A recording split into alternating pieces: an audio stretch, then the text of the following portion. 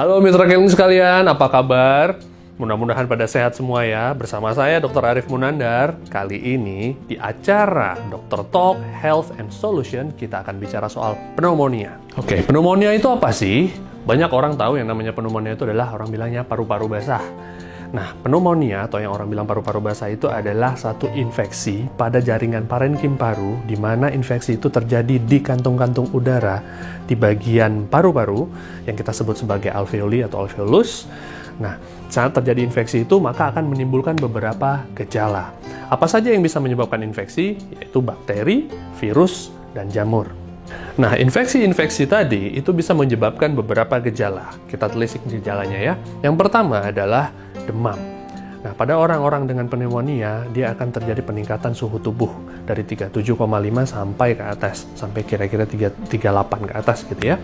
Nah, peningkatan suhu tubuh ini lebih dari karena reaksi infeksi yang memang terjadi pada tubuh kita, pada jaringan paru-paru kita. Lalu kemudian ada gejala-gejala yang membuat organ saluran pernafasan kita jadi tidak nyaman, antara lain flu, batuk berdahak yang cukup produktif, artinya batuk berdahak yang banyak sekali mengeluarkan dahaknya. Lalu kemudian ada rasa sesak nafas karena jaringan paru-paru tadi angkutan oksigennya terganggu, ya, antara distribusi oksigen dari jaringan paru-paru ke saluran atau pembuluh darah jadi berkurang, itu menyebabkan kita sesak nafas. Lalu kemudian komplikasi ke organ yang lain seperti organ pencernaan, di mana terdapat mual, muntah, rasa malas makan, dan itu akan membuat daya tahan tubuh orangnya makin menurun. Setelah dia makin menurun, maka dia jadi gampang lelah, lemas, dan lain sebagainya. Dan puncak-puncaknya terjadi penurunan kesadaran, karena saturasi oksigen di dalam darahnya sangat rendah. Oke, jadi 70% orang-orang dengan pneumonia itu datang ke rumah sakit setelah gejalanya itu memberat. Ya, mereka rata-rata tidak sadar, mereka menyangka bahwa ini hanya sakit pernafasan biasa, sehingga seringkali itu telat ditangani. Maka banyak hal yang bisa kita lakukan, selain memang kita berobat ke dokter gitu ya. Nah, yang bisa kita lakukan antara lain kita bisa lakukan vaksinasi. Dengan melakukan vaksinasi, maka kita punya daya tahan tersendiri terhadap kuman atau virus yang spesifik atau tertentu. Lalu yang kedua, usahakan untuk berhenti merokok. Kenapa? Kegiatan merokok itu hanya akan merusak jaringan paru-paru kita. Tidak hanya jaringan paru-paru, tetapi seluruh organ pernafasan kita.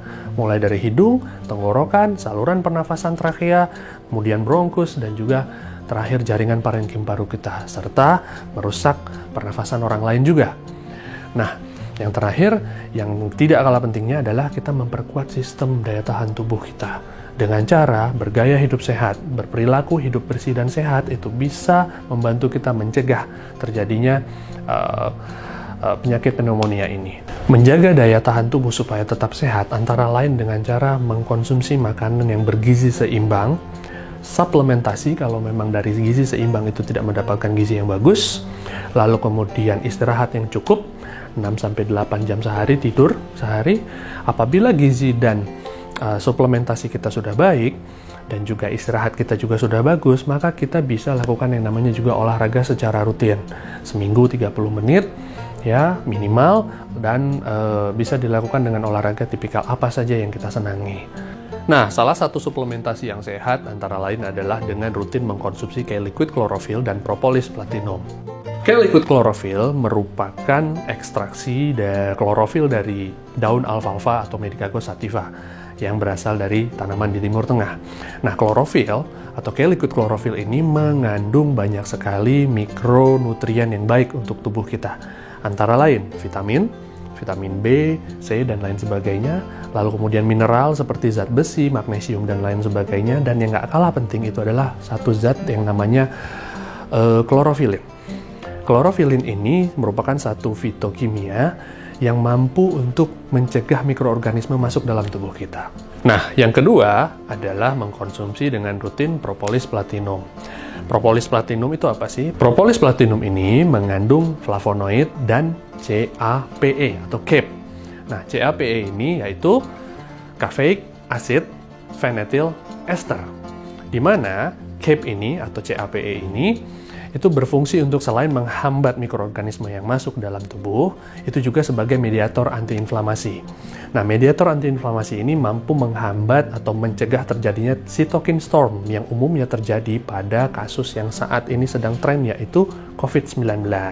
Nah, COVID-19 merupakan salah satu kasus pneumonia yang saat ini sedang marak dan seluruh dunia dibikin heboh karena. Oke, maka daripada itu, cara kita untuk mencegah pneumonia antara lain mengkonsumsi makanan yang sehat, lalu suplementasi yang tepat sesuai dengan dosis yang tertera, istirahat cukup, berolahraga dengan rutin, berhenti merokok, serta menjaga diri dengan cara mencuci tangan dengan rutin, itu cukup bisa mencegah pneumonia dengan baik.